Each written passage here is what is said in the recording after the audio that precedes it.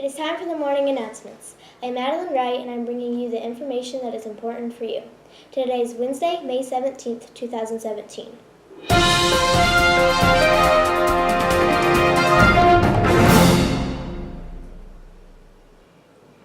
Hump Day is here. We are one step closer to the final day of the week. Another trip to Biztown is underway. Enjoy the final field trip. Here's today's lunch menu. Corn dog and baked beans.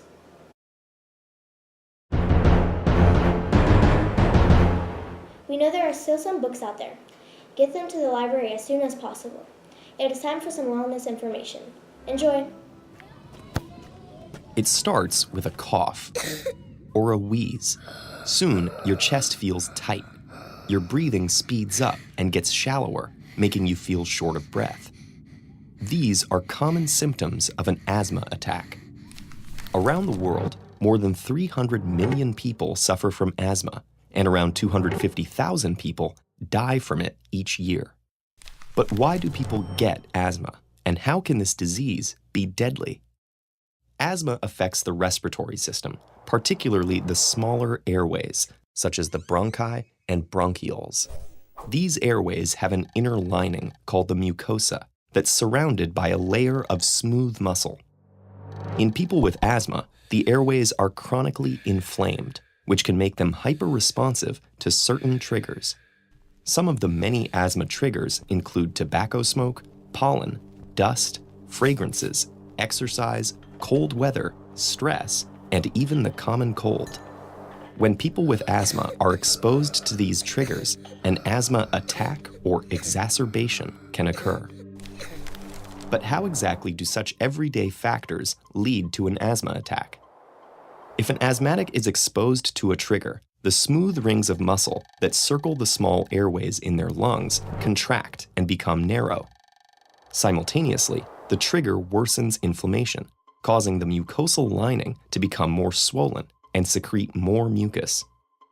Under normal conditions, the body uses this mucus to trap and clear particles, like pollen or dust. But during an asthma attack, it blocks the narrowed airways, making it even harder to breathe. These effects lead to the symptoms of asthma. Smooth muscle constriction results in the feeling of chest tightness. Excess mucus and increased inflammation can cause coughing, and the wheezing noise? That happens because as the airways constrict, air whistles as it passes through the narrowed space. These symptoms may make a person feel like they're running out of air. Yet counterintuitively, during an asthma attack, the inflammation can make it harder to exhale than inhale. Over time, this leads to an excess of air in the lungs, a phenomenon known as hyperinflation. The trapping of air inside the lungs forces the body to work harder to move air in and out of them. Over time, this can lead to reduced oxygen delivery to the body's organs and tissues. Sometimes, in untreated severe asthma attacks, the body can't keep up, which can lead to death from lack of oxygen. So how do we prevent these uncomfortable and potentially fatal attacks in people who have asthma? One way is to reduce the presence of triggers.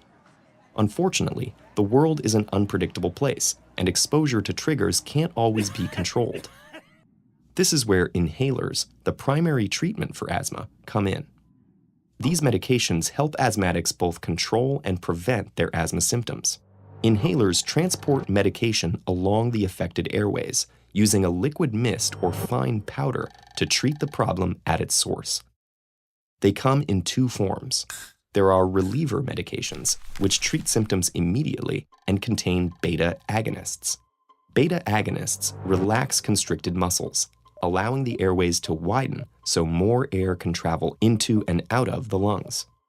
The other form of inhalers serve as preventive medications, which treat asthma symptoms over the long term and contain corticosteroids. Corticosteroids reduce airway sensitivity and inflammation, so asthma can be kept under control. They're also crucial in preventing long-term damage from chronic inflammation, which can cause scarring of the airways. Inhalers are known to be very effective and have helped many people live better lives. Although we've come a long way in improving how we treat and diagnose asthma, we still don't know its exact causes. We currently believe that a combination of genetic and environmental factors play a role, potentially acting during early childhood. Recent research has even linked poverty to asthma incidence. This may be due to reasons ranging from exposure to additional pollutants and environmental irritants to difficulties in obtaining medical care or treatment. As our understanding of asthma improves, we can continue to find better ways to keep people's airways happy and healthy. That is a wrap on today. Please stand for the Pledge of Allegiance and remain standing for the moment of silence.